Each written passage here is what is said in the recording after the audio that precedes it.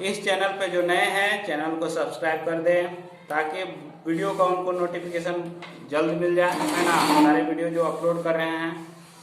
और दोस्तों, है ना, आप अधिक से अधिक चैनल को सब्सक्राइब करें, शेयर करें ताकि हम अधिक से अधिक आपको वीडियो इस पर डाल सके। हमें भी लगे कि मेरा भी वीडियो बनाया हुआ देख रहा है लोग, है ना, मेरा मेहनत जो है कामयाब हो रहा है। तो दोस्तों, आज हम लोग जो पढ़ने वाले हैं वो क्रोमोसोमल डिसऑर्डर है। हम लोग बताया था कि जेनेटिक डिसऑर्डर दो प्रकार के होते हैं। जेनेटिक डिसऑर्डर दो प्रकार के होते हैं और एक जेनेटिक डिसऑर्डर जो होते हैं उनको हम कहते हैं, जेनेटिक डिसऑर्डर जो है पहला को हम मेंडलीय डिसऑर्डर कहते हैं, जिसके बारे में हमने अध्ययन किए। इसके अंतर्गत हमने अध्ययन किया मेंडलीय डिसऑर्डर का 3 उदाहरण का हम लोग अध्ययन किए। कौन कौन है? हीमोफीलिया है, कलर ब्लाइंडनेस है, सिकल सेल एनीमिया है। ऐसे हम आपको 5 लिखाए थे, फिनाइलक्यूटिनेरिया और थैलेसेमिया भी लिखाए थे, लेकिन 3 उदाहरण का भी हम लोगों ने अध्ययन किया। और आज जो हम लोग अध्ययन करने वाले हैं वो क्रोमोसोमल डिसऑर्डर है। देखिए दोस्तों, क्रोमोसोमल डिसऑर्डर कब उत्पन्न होता है? हम लोगों में, मनुष्य में, होमोसेपियंस में 23 जोड़ा क्रोमोसोम होती है और वह 23 जोड़ा क्रोमोसोम यानी 46 क्रोमोसोम होता है। यही 46 क्रोमोसोम में से यदि वृद्धि होती है या घटती है तो क्रोमोसोमल डिसऑर्डर उत्पन्न होता है दोस्तों। तो क्रोमोसोमल डिसऑर्डर का उदाहरण है दोस्तों डाउन सिंड्रोम है ना, टर्नर सिंड्रोम है, क्लाइनफेल्टर सिंड्रोम है। यही 3 उदाहरण है जिसको हम लोग विस्तार पूर्वक अध्ययन करेंगे। तो देखिए, हम लोग यह जानेंगे कि क्रोमोसोमल डिसऑर्डर है क्या, है ना, इसको डिफाइन करेंगे। इसके बाद इसके उदाहरण को भी हम लोग जानेंगे। तो आज का वीडियो यही रहेगा, क्रोमोसोमल डिसऑर्डर। ठीक है दोस्तों, तो देखिए क्रोमोसोमल डिसऑर्डर के विषय में, क्रोमोसोमल डिसऑर्डर देखिए दोस्तों, है ना, गुणसूत्रीय विकार, इसका हिंदी होता है गुणसूत्रीय विकार। गुणसूत्रीय विकार, तो देखिए दोस्तों, गुणसूत्रीय विकार के विषय में हम लोग जानेंगे। देखिए दोस्तों, अभी हिंदी में वीडियो दे रहे हैं, फिर इंग्लिश में वीडियो देंगे आपको, इसमें, है ना, कोई समस्या नहीं है। ताकि आप ध्यान से सुनिए, इंग्लिश मीडियम के भी स्टूडेंट हो या हिंदी मीडियम को, सभी मीडियम के स्टूडेंट को यह बात समझ में आएगा क्योंकि यह दोनों मीडियम का मिक्स है। देखिए दोस्तों, क्रोमोसोमल डिसऑर्डर, गुणसूत्रीय विकार। मनुष्य में 23 जोड़ा क्रोमोसोम पाई जाती है।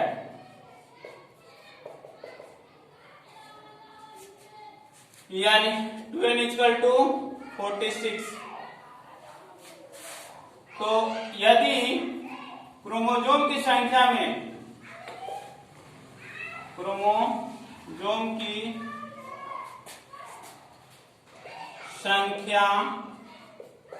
में वृद्धि या कमी होने पर जो डिसऑर्डर उत्पन्न होता है उसे हम क्रोमोसोमल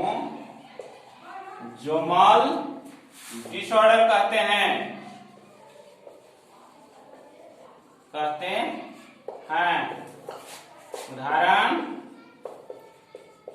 उदाहरण देखिए दोस्तों, डाउन सिंड्रोम, क्लाइनफेल्टर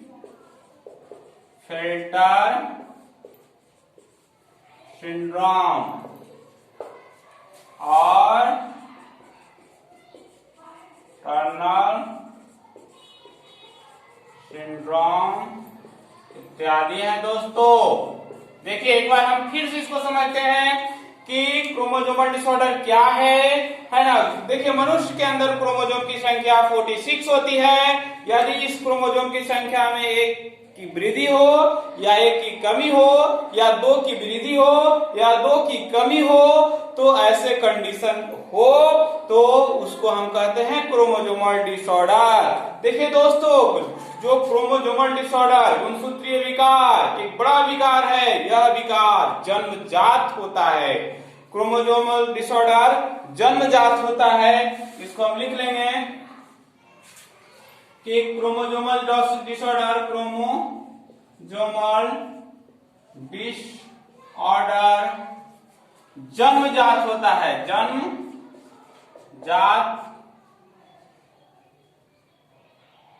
जन्मजात होता है। उदाहरण देखिए दोस्तों, उदाहरण है तो इसकी अब क्रोमोसोमल डिसऑर्डर कैसा होता है? जन्मजात होता है, जन्म से ही होता है ना। ऐसा नहीं कि जन्म के बाद 5 साल के बाद ऐसा होता है, ऐसा कभी नहीं होता है। यह जन्मजात होता है दोस्तों।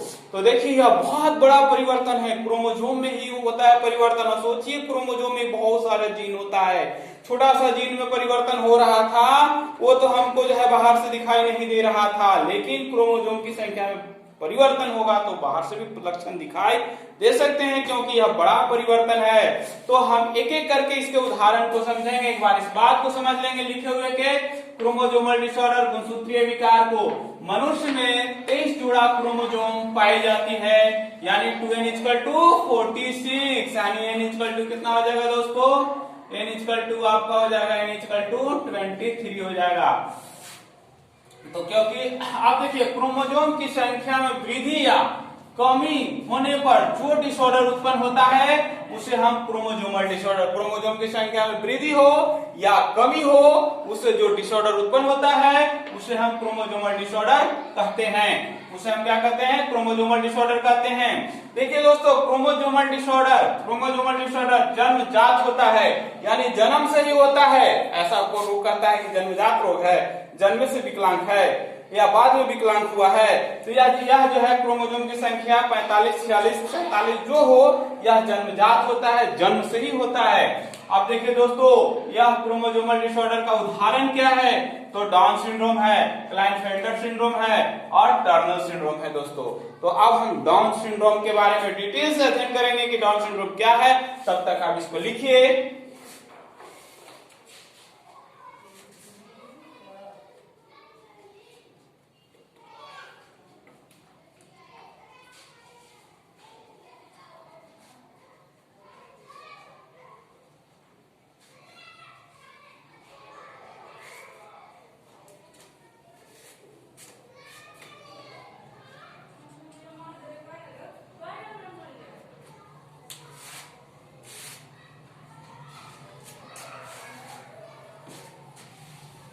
मिटाते हैं इसको दोस्तों।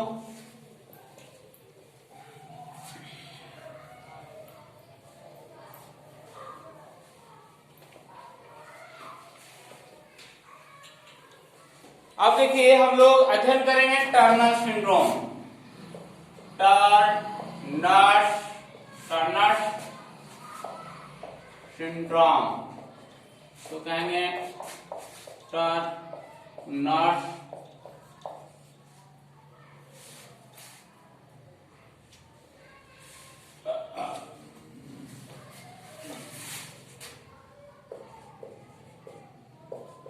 Turner syndrome.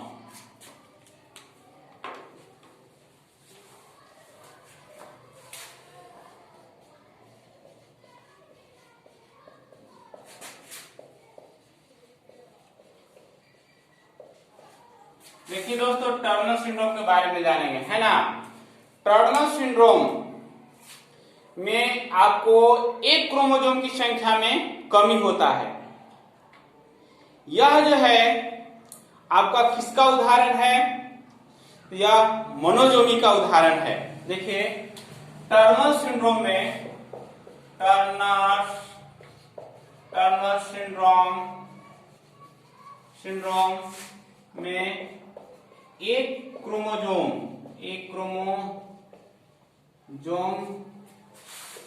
के संख्या में है ना कमी होती है। इसे 2n-1 से सूचित किया जाता है। टर्नर सिंड्रोम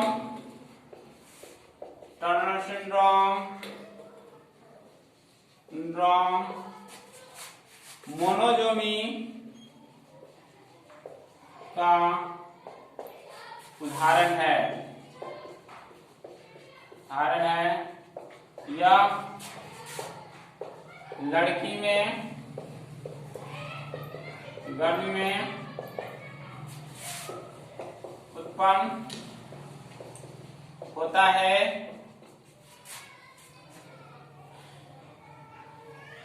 जिसमें यह उत्पन्न होता है उसमें क्रोमोसोम की संख्या 2n-1 2n की जगह 46 -1 45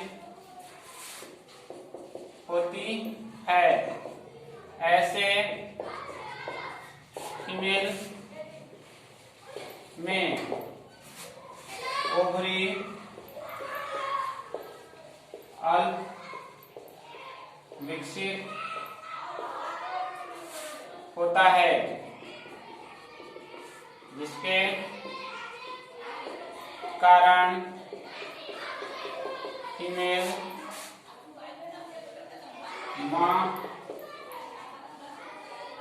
मां नहीं बन सकती है। इस प्रकार के फीमेल में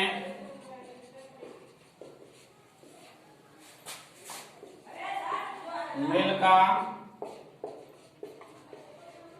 लक्षण आ जाता है। इनके स्तन का विकास नहीं होता है।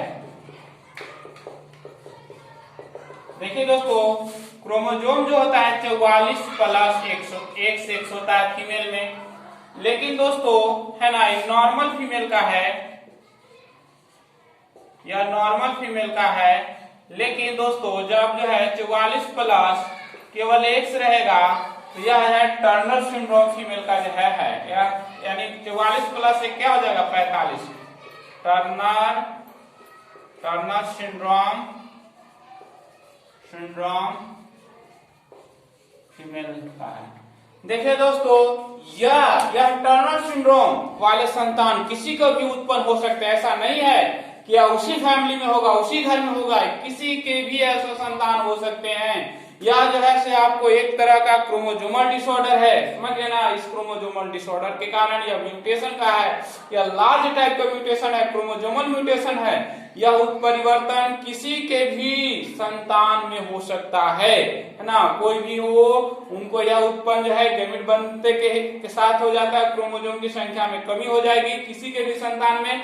और यह जन्मजात रोग होता है, जन्म से ही होता है। और इसमें क्या होता है टर्नर सिंड्रोम में दोस्तों कि एक क्रोमोसोम की संख्या में कमी हो जाता है। देखिए दोस्तों, अगर यानी 44 क्रोमोसोम होता है, वह जो है से ऑटोसोम कहलाता है, जो शरीर के सभी गुणों का निर्धारण करता है दोस्तों।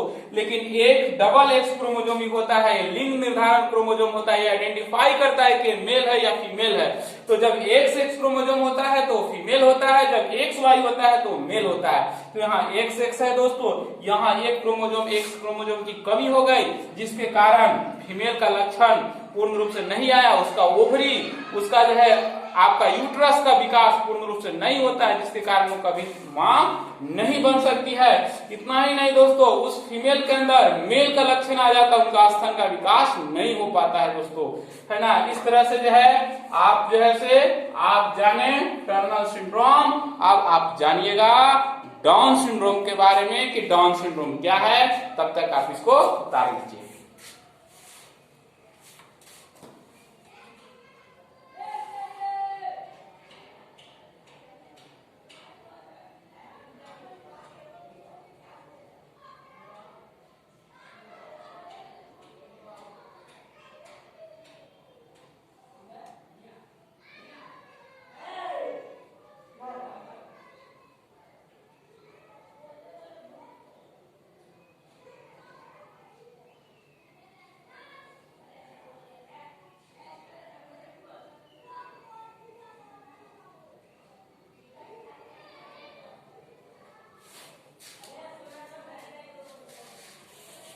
देखिए दोस्तों, आप लोग उतार लिए होंगे। अब हम लोग डाउन सिंड्रोम के बारे में अध्ययन करेंगे।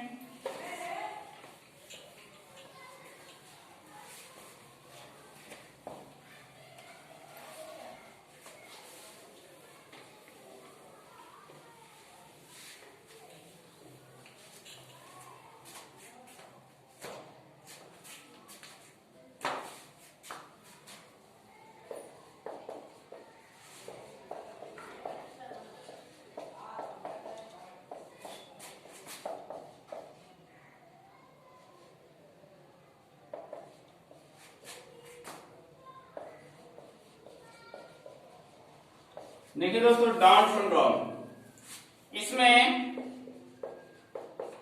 21वां क्रोमोसोम की संख्या में वृद्धि होती है। देखिए दोस्तों, 21वां क्रोमोसोम की संख्या वृद्धि होती है। 21वां क्रोमोसोम सबसे छोटा क्रोमोसोम है और वाला क्रोमोसोम सबसे बड़ा क्रोमोसोम है। जो दोस्तों, एक्स क्रोमोसोम बड़ा होता है, वाई क्रोमोसोम छोटा होता है। 21वां क्रोमोसोम सबसे छोटा होता है, बड़ा एक वन क्रोमोसोम जो है सबसे बड़ा होता है।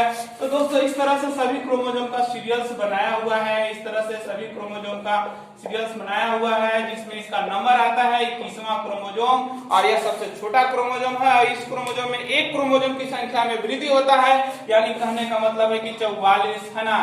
अब 44 है ना, अब प्लस में और 3 क्रोमोसोम जुड़ जाता है तो आपको 45 क्रोमोसोम हो जाती है। इसे हम दोस्तों 2n प्लस है ना, 2n+1 से सूचित किया जाता है। इसे 2n+1 से सूचित किया जाता है। तो दोस्तों, इसको हम लोग देखते हैं कि इसमें है ना 21वां क्रोमोसोम की संख्या में वृद्धि होती है ना। इसे 2n+1 से सूचित किया जाता है ना। इसे 2n+1 से सूचित किया जाता है ना। इसमें कई है ना, इसमें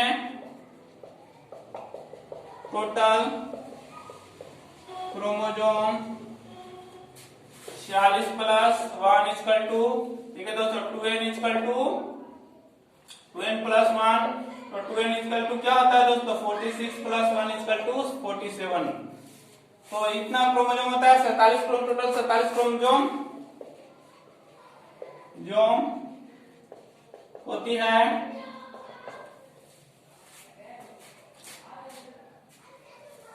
यह जन्मजात रोग है, सबको पता है यह जन्मजात रोग है ना। इस प्रकार के जन्मे बच्चे मंद बुद्धि के होते हैं, हृदय रोग से ग्रसित होते हैं। देखिए, इस प्रकार के बच्चे मंद बुद्धि के होते हैं, हृदय रोग से ग्रसित होते हैं, और साथ ही साथ इनका कद छोटा होता है। कद छोटा होता है, सिर गोल होता है, आंशिक रूप से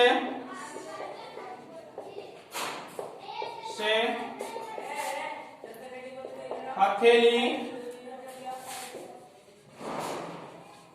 खुली हुई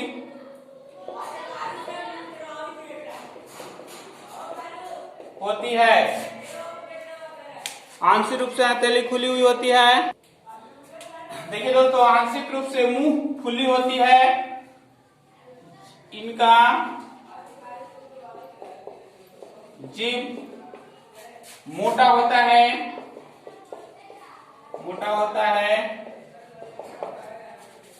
ऐसे इस प्रकार के बच्चे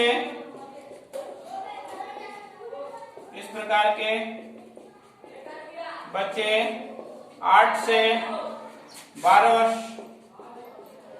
बाद 8 से 12 वर्ष तक ही जीवित रहता है। 8 से 12 वर्ष तक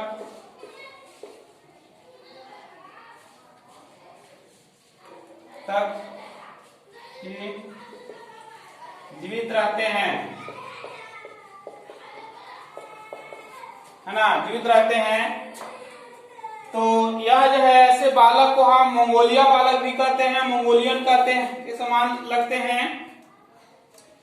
तो अब हम लोग जो है दोस्तों इसको एक बार हम देखते हैं कि डाउन सिंड्रोम क्या है। इसमें 21वां क्रोमोसोम की संख्या में वृद्धि होती है। इसमें 2n+1 से सूचित किया जाता है। इसमें टोटल क्रोमोसोम 2n+1 यानी 46 + 1 यानी 47 क्रोमोसोम होती है। इस प्रकार के जन्मे बच्चे मंद बुद्धि के होते हैं, हृदय रोग से ग्रसित होते हैं, कद छोटा होता है, सिर गोल होता है, आंशिक रूप से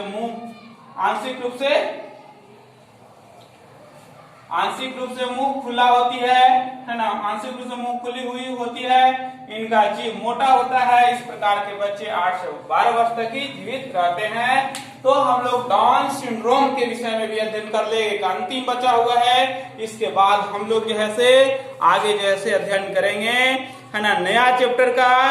और जो बच्चों व्हाट्सएप से अगर ये क्वेश्चन आंसर चाहते हैं कि हमको इसका एनसीईआरटी का सारा क्वेश्चन अवेलेबल हो जाए, तो यूट्यूब के में जो है कमेंट बॉक्स में जाकर वहां लिखे कि अपना नाम और मोबाइल नंबर, हम उसको व्हाट्सएप ग्रुप से जोड़ लेंगे और उनका क्वेश्चन आंसर उनको अवेलेबल करा देंगे, है ना, लिखा हुआ आपका टाइप किया हुआ क्वेश्चन आंसर करा देंगे, ताकि उनको किसी तरह की परेशानी नहीं हो। ऑब्जेक्टिव रहेगा, सब्जेक्टिव रहेगा, दोनों प्रकार के क्वेश्चन वहां उपलब्ध रहेंगे। अपना नाम और मोबाइल नंबर, है ना, लिख दें।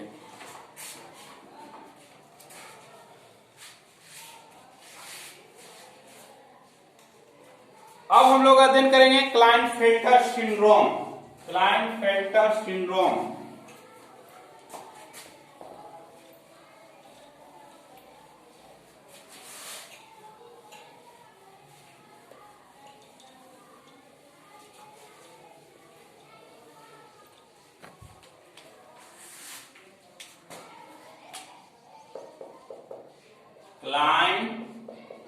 Klinefelter syndrome,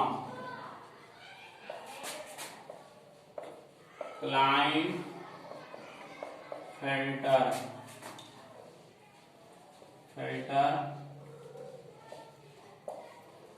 syndrome.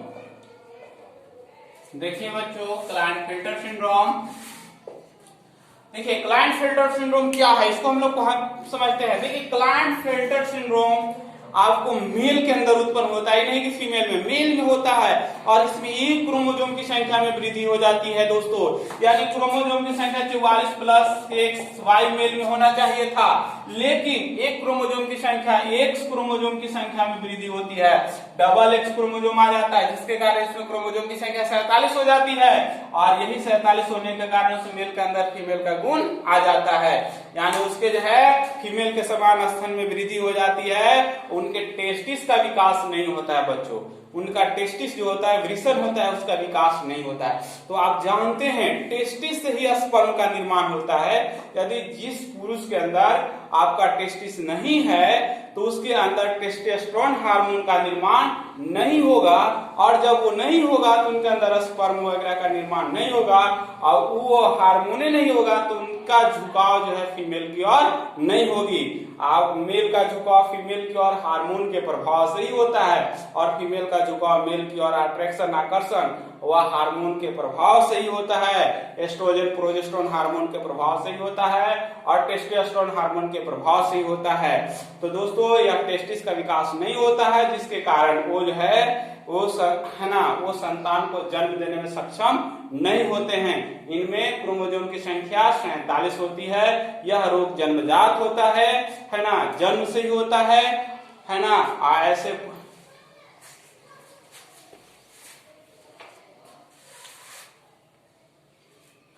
इसमें क्रोमोसोम की संख्या 47 होती है। इसे 2n+1 से सूचित करते हैं। यह रोग पुरुष में होता है।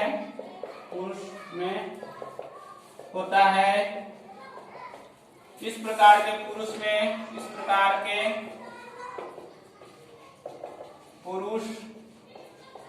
में है ना स्त्री का गुण आ जाता है। स्त्री के समान स्तन का विकास हो जाता है। स्त्री के समान स्तन का विकास हो जाता है। स्तन का विकास हो जाता है। इनके टेस्टिस यानी वृषण, एक पुरुष में 2 वृषण होता है अंडाकार। टेस्टिस अल्प विकसित होते हैं।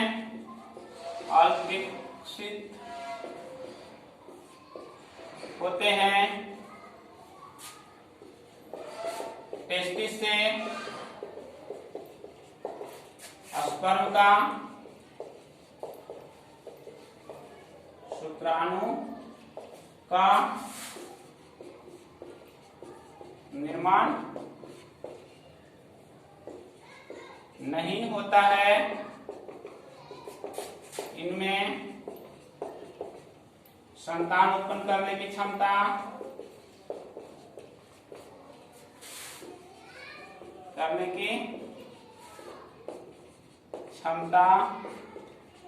नहीं पाई जाती है।